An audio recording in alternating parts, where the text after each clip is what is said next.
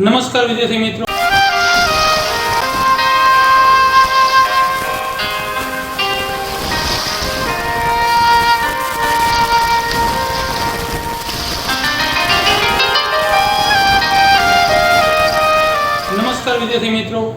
Saraswati group સંચાલિત ઈ-લર્નિંગ સિસ્ટમમાં આપ સૌ વિદ્યાર્થીઓનું હાર્દિક સ્વાગત છે। ધોરણ 12 નામાના મૂળ તત્વો પાર્ટ 1 આપણે અત્યારે અભ્યાસ કરી રહ્યા છીએ ચેપ્ટર નંબર 2 ભાગીદારી પેઢીના વાર્ષિક હિસાબો। લાસ્ટ લેક્ચરમાં મિત્રો આપણે છે એક દાખલો સ્વાધ્યાયનો દાખલો કર્યો હતો, બરાબર, કે જેમાં અગાઉથી વેપાર ખાતું અને નફા નુકસાન ખાતું સાથે અને પાકું સરવૈયું આપેલું હોય અને અમુક હવાલા આપેલા છે, એના ઉપરથી આપણે સુધારેલા છે વેપાર ખાતું, નફા નુકસાન ખાતું, નફા નુકસાન ફાળવણી ખાતું, મૂડી ખાતું અને પાકું સરવૈયું તૈયાર કર્યા હતા। આવો જ એક દાખલો જોઈએ। ઉદાહરણનો દાખલા નંબર 6 પેજ નંબર 60 પર આપેલું છે, બરાબર છે, જેની સૂચના આપેલી છે કે ગોપાલ અને ગોવિંદ અને ગોપાલ તારીખ 1/4/16 ના રોજ ભાગીદારી પેઢી શરૂ કરે છે। ભાગીદારોની મૂડી પર 5% વ્યાજ આપવાનું છે અને ગોપાલને કમિશન આપ્યા બાદ વધતા નફા પર 10% લેખે કમિશન આપવાનું છે। જો કમિશન આપ્યા બાદ એવું કીધું છે, કમિશન આપ્યા બાદ એવું કીધું છે, એટલે આપણે છે આનો હવાલો સૌથી છેલ્લે થશે, એટલે કે જેટલા કુલ વેચણી પાત્ર નફો મળશે એના 10% કરી નાખશું ડાયરેક્ટ, બરાબર છે। ભાગીદારો નફો નુકસાન અનુક્રમે 3/2 ના પ્રમાણમાં વેચે છે। બિન અનુભવી હિસાબ નીચે તૈયાર કરેલા નીચેના વેપાર ખાતા, નફા નુકસાન ખાતામાં ઘણી ભૂલો છે અને તમને આપેલા વેપાર ખાતા અને નફા નુકસાન ખાતું, મિલકતો અને દેવાની યાદી અને અન્ય માહિતી પરથી સુધારેલા વાર્ષિક હિસાબો તૈયાર કરો।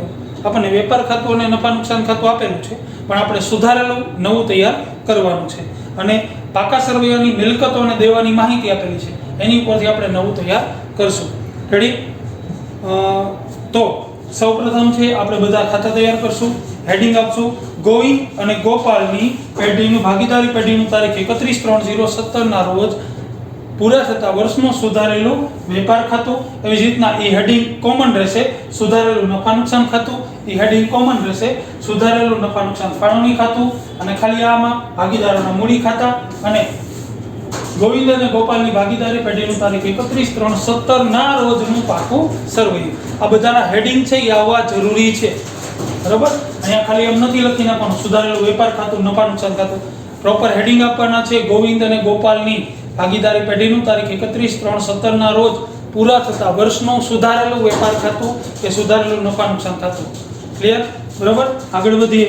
આપણને છે એ પહેલો જ હવાલો સૂચનામાં જ આપી દીધો છે કે મૂડી પર 5% વ્યાજ આપવાનું છે અને વધતા નફા પર 10% લેખે, એ છેલ્લે થશે, પણ મૂડી પર વ્યાજ કેટલું આપવાનું છે તો કે 5%। તો સૌપ્રથમ છે આપણે એની મૂડી છે એ જોવો તો મિલકતો અને દેવાની સ્થિતિ નીચે મુજબ આપી છે, એમાં છે એ મૂડી બેયની આપેલી છે। જો ગોવિંદની મૂડી 1 લાખ અને ગોપાલની મૂડી 30,000, બરાબર। તો આપણે અહીંયા લખી નાખશું એના મૂડી ખાતામાં બાકી આગળ લાવ્યા 1 લાખ, બરાબર। ગોવિંદની મૂડી 1 લાખ અને ગોપાલની મૂડી 30,000। સૂચનામાં આપણને મૂડી પર વ્યાજ આપવાની સૂચના છે, કેટલું તો કે 5%। તો અહીંયા લખશું મૂડી પર વ્યાજ 5%, 1 લાખના 10% એટલે 10,000, 5% એટલે 5,000, આના 10% એટલે 3,000, 5% એટલે 1,500, બરાબર। અહીંયા મૂડીમાં વધારો કરતી દરેક બાબતો ક્યાં આવે તો કે મૂડી ખાતામાં અને ફાળવણી ખાતામાં। અહીંયા જોવો તો જમા બાજુ તો અહીંયા ઉધાર બાજુ, અહીં લખશું મૂડી પર વ્યાજ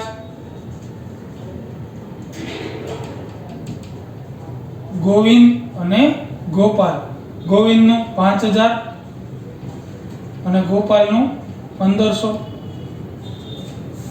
ત્યાર પછી જે કમિશનનો હવાલો છે એ સૌથી છેલ્લે થશે। પછી નીચે હવાલા આપ્યા છે, એમાં જુઓ ગાલખાત 2800 માંડી વાળો, તો ગાલખાત જો મિલકતોમાં છે એ દેવાદારો આપણને આપેલા છે 1 લાખ રૂપિયા। જો દેવાદારો કેટલા આપ્યા છે તો કે 1 લાખ, પછી વેચાણને અસર કરતો એક હવાલો નથી, એટલે આપણે પેલા છે એ પાકા સરવૈયામાં મિલકત લેણા બાજુ છે 1 લાખ લખશું, તો અહીંયા લખશું દેવાદારો 1 લાખ રૂપિયા। હવે હવાલામાં શું સૂચના છે તો કે દેવાદારો પર કાલખાત 2800 છે એ માંડી વાળો, તો આમાંથી બાદ થશે કાલખાત કેટલી તો કે 2800 રૂપિયા, આની બાદબાકી કરશું 1 લાખ માઈનસ 2800 એટલે આવશે 97200. પછીના હવાલામાં જો એવું કીધું છે કે દેવાદારો પર 2% લેખે વટાવ અનામતની જોગવાઈ કરો, અને ત્રીજા હવાલામાં એમ કીધું છે કે 7200 ગાલખાત અનામત રાખો. જો હવાલા છે આડાવડા કર્યા, ભૂલથી ક્યારે દેવાદારો પહેલા લખી નાખવાના નહીં, એનો ક્રમ જળવાવો જોઈએ. ગાલખાત ગણ્યા પછી હંમેશા ગાલખાત અનામત જ ગણાય. તો ત્રીજો હવાલો પહેલા કરશું, તો આમાંથી બાદ કરશું માઈનસ ગાલખાત અનામત કેટલી તો કે 7200 એટલે ચોખ્ખા દેવાદારો આવશે 9000. આમાંથી બાદ કરશું દેવાદાર વટાવ અનામત એટલે કે બીજો હવાલો હવે કરશું. કેટલું ગણવાની સૂચના છે તો કે 2%, તો આના 2% કરીએ 90000 એને ગુણ્યા 2% એટલે આવશે 1800 રૂપિયા. તો 9000 માંથી બાદ કરશું 1800 એટલે ચોખ્ખા દેવાદારો વધશે 88200. બરાબર. આની બધાયની બીજી અસર આપશો ક્યાં તો કે નફા નુકસાન ખાતામાં ઉધાર બાજુ. પણ જો વેપાર ખાતું અને નફા નુકસાન ખાતું આપેલું છે એમાં કે કાલખાત એવો શબ્દ છે ઉધાર બાજુ તો કે ના નથી, તો ડાયરેક્ટ અહીંયા લખશું પહેલા કાલખાત કૌંસમાં હવાલાની કેટલી ગણી હતી તો કે 2800. આમાં પ્લસ થશે કાલખાત અનામત હવાલાની કેટલી ગણી હતી તો કે 7200. હવે પાછું જૂના વેપાર ખાતામાં અને નફા નુકસાન ખાતામાં જો કે કાલખાત અનામત એવો શબ્દ આપેલો છે તો કે ના નથી, તો આ બેનો શું કરશો સરવાળો કરશો. તો આ બેનો સરવાળો કરીએ તો કે 2800 પ્લસ 7200 એટલે આવશે 10000 રૂપિયા. પછી દેવાદાર વટાવ લખતા પહેલા પાછું ઉધાર બાજુ જો વટાવ એવો કે શબ્દ આપેલો છે એવી બાકી આપેલી છે તો કે ના, તો કે દેવાદાર વટાવ 1800 ગણ્યું એને લખી નાખશું દેવાદાર વટાવ અનામત કેટલા તો કે 1800 રૂપિયા. રેડી. આ બધાની બીજી અસર આપી દીધી. ત્યાર પછીનો હવાલો જોશું, ચોથો હવાલો ફર્નિચર અને મકાન પર 5% લેખે ઘસારો ગણો. ફર્નિચર અને મકાન બે આપેલું છે. જો ફર્નિચર 20000 રૂપિયા છે તો એ લખશું પહેલા ફર્નિચર 20000 માઈનસ ઘસારો 5% 5% એટલે 1000 એટલે ફર્નિચર આવશે 19000. ત્યાર પછી બીજો કેના ઉપર તો કે મકાન ઉપર. જો મકાન કેટલું આપ્યું છે તો કે 50000, અહીં લખશું મકાન 50000 માઈનસ ઘસારો 5% એટલે 2500 રૂપિયા. તો બાદ કરો 50000 માઈનસ 2500 એટલે આવશે 47500. બરોબર. આ ઘસારાની બીજી અસર આપી દે નફા નુકસાન ખાતામાં ઉધાર બાજુ. અહીં લખી નાખી ઘસારો. પેલો ફર્નિચર ઉપર 1000 અહીં લખશું ફર્નિચર 1000 અને મકાન 2500. થઈ ગઈ બે અસર. એક અસર છે મિલકતમાંથી બાદ કરી, બીજી અસર નફા નુકસાન ખાતામાં ઉધાર બાજુ. ત્યાર પછી એકેય હવાલા બાહ્ય હવાલા છે એ કે બાકી નથી. એક હવાલો બાકી છે જે 10% લેખે ગોપાલને કમિશન આપવાનું છે, એ છેલ્લે થશે. હવે જો બાકીઓ છે એ પહેલેથી જોતા જાય. વેપાર ખાતાની અને નફા નુકસાન ખાતાની એ ઉધાર બાજુની બાકી છે એ કાં તો વેપાર ખાતામાં આવશે માલને લગતી, ખર્ચની બધી આવશે નફા નુકસાન ખાતામાં. પહેલા તો ખરીદી આપી છે જો 2,48,000, તો અંદરની સાઈડ લખશું પહેલા ખરીદી 2,48,000. હવે જોવો તો એમાં માલ પરત જમા આપ્યું છે. જમા એનો મતલબ શું થયો તો એ વેચાણ પરત છે. રેડી. ઉધાર હોય તો ખરીદ પરત કહેવાય. હવે ભૂલથી જો આપણને એવું કીધું જ છે કે આ શીખાવે છે, હિસાબો તૈયાર કર્યા છે. ભૂલથી છે વેચાણ પરત ખરીદીમાંથી બાદ કરી નાખ્યું અને ખરીદ પરત છે વેચાણમાંથી બાદ કરી નાખ્યું. તો માલ પરત જમા 2400 છે, બરોબર. અને જો વેચાણમાંથી બાદ કરેલા છે 600, તો એ ખરીદ પરત થશે. તો અહીંયા લખશું માલ પરત. એ રીતના અહીંયા વેચાણ લખી નાખી અને એમાંથી માલ પરત 2400 કરી નાખી. જો વેચાણ કેટલું આપ્યું છે તો કે 3,32,400 રૂપિયા. તો 3,32,400 એમાંથી માઈનસ 2400, બરાબર. અને આમાંથી બાદ થશે કેટલામાંથી બાદ થયા છે 600, 2,48,600 છે. આમાંથી બાદ થશે 600 રૂપિયા એટલે ચોખ્ખી ખરીદી મળશે 2,48,000 અને આમાંથી બાદ કરતા ચોખ્ખી રકમ મળશે 3,30,000.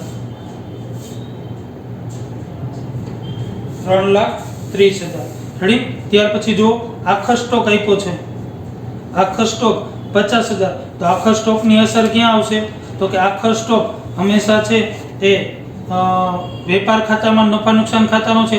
અહીંયા ઉધાર લખેલો છે, આપણે ક્યાં આવશે તો કે જમા બાજુ. અહીં લખશું આખો સ્ટોક કેટલો તો કે 50,000 રેડી. ત્યાર પછી આગળ જોઈએ મજૂરી આપેલી છે 11,200, તો વેપાર ખાતામાં આવશે મજૂરી, માલને લગતો ખર્ચો મજૂરી 11,200. ત્યાર પછી આવક માલ ગાડા ભાડું આપ્યું છે 8,000, એ પણ માલને લગતો ખર્ચો. તો કે આવક માલ ગાડા ભાડું કેટલું આપ્યું છે આવક માલ ગાડા ભાડું તો કે 8,000. ત્યાર પછી જો જાવક માલ ગાડા ભાડું આપ્યું છે વેચાણને લગતો ખર્ચો નફા નુકસાન ખાતામાં આવશે. તો અહીં લખશું જાવક માલ ગાડા ભાડું કેટલું આપ્યું છે તો કે 4,000. ત્યાર પછીની બાકી જોઈ પગાર આપ્યો છે 18,000, એ પણ અહીંયા જ આવશે પગાર 18,000. ત્યાર પછી ભાડું આપ્યું છે 12,000, એ પણ અહીંયા જ આવશે ભાડું 12,000. ત્યાર પછી તો કે ટપાલ ખર્ચ આપ્યો છે 600, એ પણ ઉધાર બાજુ જ આવશે ટપાલ ખર્ચ 600 રૂપિયા. ત્યાર પછી ટેલિફોન ખર્ચ પરચુરણ ખર્ચ 1200, અહીંયા જ આવશે પરચુરણ ખર્ચ 1200 રૂપિયા. ત્યાર પછી ટેલિફોન ખર્ચ આપ્યો છે 1,600 રૂપિયા, અહીં લખશું ટેલિફોન ખર્ચ 1,600 રૂપિયા. ત્યાર પછી ઉપાડ આપેલો છે 6,000 અને 4,800, તો અહીંયા ઉપાડ લખી નાખશું. ઉપાડ ગોવિંદનો ઉપાડ 6,000 અને 4,800, 6,000 અને 4,800. ત્યાર પછી જમા બાજુની વિગતો જોઈ. વેચાણ આવી ગયું, માલ પરત આવી ગયું, મળેલ વ્યાજ, બરાબર. મળેલ શબ્દ છે એટલે નફા નુકસાન ખાતામાં જમા બાજુ આવશે 600, તો અહીં લખશું મળેલ વ્યાજ કેટલું તો કે 600 રૂપિયા. ત્યાર પછી મળેલ વટાવ 800, તો અહીં લખશું જમા બાજુ. મળેલ શબ્દ આવે એટલે બધું નફા નુકસાન ખાતામાં જમા 800. ચોખ્ખી ખોટ આપી છે જે આપણને નવી મળશે. હવે નીચે છે એ મિલકતોની અંગેની વિગતો આપેલી છે. પહેલા સ્ટોક, તો એ આખો સ્ટોક કેવો છે તો અહીં લખશું આખો સ્ટોક કેટલો છે તો કે 50,000 રૂપિયા. ત્યાર પછી દેવાદારોનો હવાલો હતો, ફર્નિચરનો હવાલો હતો, મકાનનો હવાલો હતો, હાથ પર રોકડ 6,000, તો એને લખશું રોકડ શિલક 6,000. ત્યાર પછી આપેલું છે બેંક શિલક, એ પણ અહીંયા જ આવશે. બેંક શિલક કેટલી છે બેંક શિલક તો કે 24,000, એ પણ અહીંયા જ આવશે 24,000. હવે મૂડી દેવા બાજુની વિગતોમાં આવી છે. લેણદારો આપેલા છે 40,000, તો અહીંયા આવશે લેણદારો 40,000. ત્યાર પછી દેવી હુંડીઓ 14,000, તો અહીં લખશો દેવી હુંડી 14,000. ત્યાર પછી મૂડી છે એ આવી ગઈ. બધા જ હવાલાની આપણે અસરો આપી દીધી. એક હવાલો બાકી છે કમિશન વાળો, જે ગોપાલને કમિશન આપવાનું છે એ છેલ્લે થશે. પેલા બે ખાતા બંધ કરી દઈએ. જો પેલા છે એ જમા બાજુનો સરવાળો છે એ વધુ હશે, તો આ બાજુનો સરવાળો કરીએ. 3,30,000 પ્લસ 50,000 3,80,000. આ બાજુ દર્શાવશું 3,80,000. બરોબર, એમાંથી બાદ કરીએ 3,80,000 માઈનસ 2,48,000 માઈનસ 11,200 માઈનસ 8,000. એટલે તફાવતની રકમ મળશે 1,12,800. અને આપણે કહેશું કાચો નફો ક્યાં લઈ જવાનો હોય, તો કે નફા નુકસાન ખાતે. બરાબર, જો તફાવતની રકમ ઉધાર બાજુ મળે તો એને કાચો નફો કહેવાય, અને જમા બાજુ મળે તો કાચી ખોટ. અહીંયા ઉધાર તો અહીંયા જમા. અહીં લખી નાખશું કાચો નફો કૌંસમાં વેપાર ખાતેથી લાવ્યા. કેટલા, તો કે 1,12,800 રૂપિયા. રેડી, જો કઈ બાજુનો સરવાળો વધુ છે, 18 ને 30 ને 40, આ બાજુનો સરવાળો વધુ હશે. બરોબર, તો 1,12,800 પ્લસ 600 પ્લસ 800 એટલે 1,14,200. તો અહીંયા જમા બાજુ દર્શાવીએ 1,14,200. આ બાજુ લખીએ 1,14,200. બરાબર, એમાંથી બધી જ રકમ બાદ કરીએ. Minus 1,600 minus 1,200 minus 600. ત્યાર પછી minus 12,000 minus 18,000 minus 4,000 minus 2,500 minus 1,000 minus 1,800 minus 10,000. એટલે તફાવતની રકમ મળશે 61,500. અને આપણે કહેશું ચોખ્ખો નફો.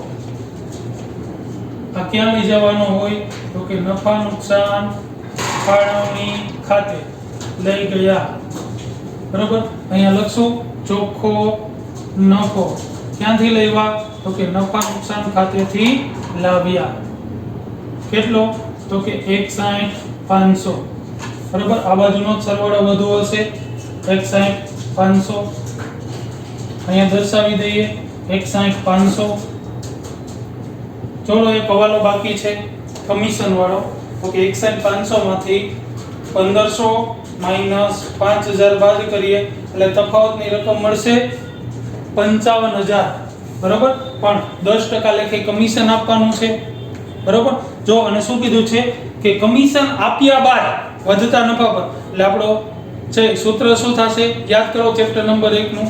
કમિશન બરાબર કુલ નફો ગુણ્યા કમિશનનો દર છેદમાં 100 પ્લસ કમિશનનો દર, તો કે 55,000 એને ગુણ્યા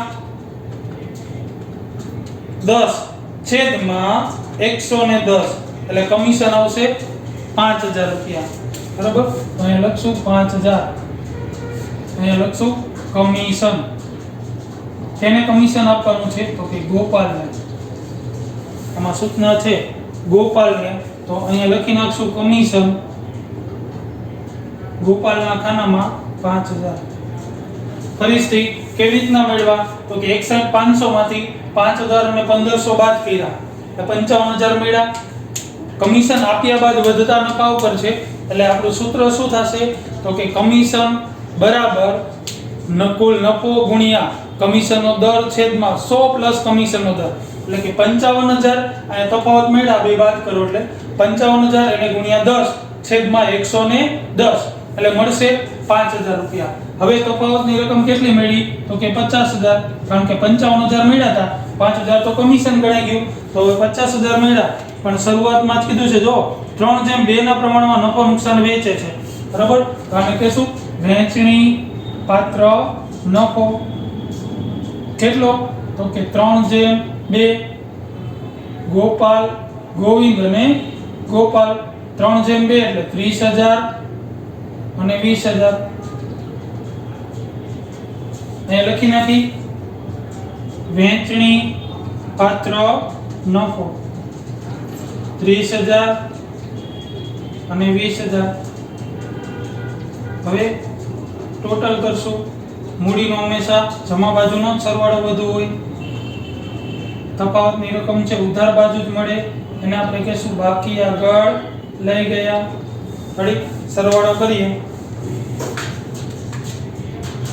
1 લાખ પ્લસ 1,30,000 અને 1,40,000. આ બાજુનો સરવાળો આવશે 1,40,000. આ બાજુ દર્શાવીએ 1,40,000. એમાંથી 6000 બાદ કરો એટલે 1,34,000. બરાબર. ત્યાર પછી 30,000 અને પ્લસ 20,000 50,000 એટલે 51,500. એટલે એનો ટોટલ આવશે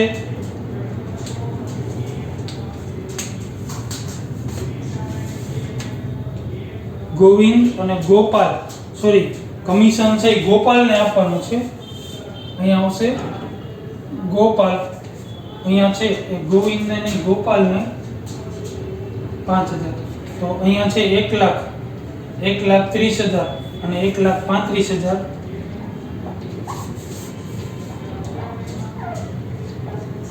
તો અહીંયા ટોટલ મળશે 1,35,000. આ બાજુ દર્શાવી 1,35,000. એમાંથી બાદ કરશું 1,35,000 માઈનસ 6000 એટલે મળશે 1,29,000. હવે આ બાજુનો સરવાળો કરશું. 30 ને 20 50, 55 ને 56,500, 56,500. આ બાજુ દર્શાવીએ 56,500.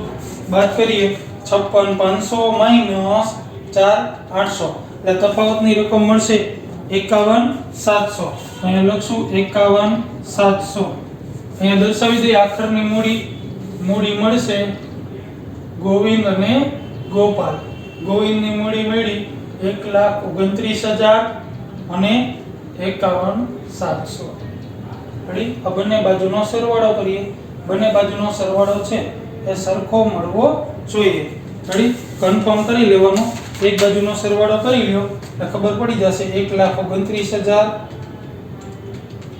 Plus 51,700 plus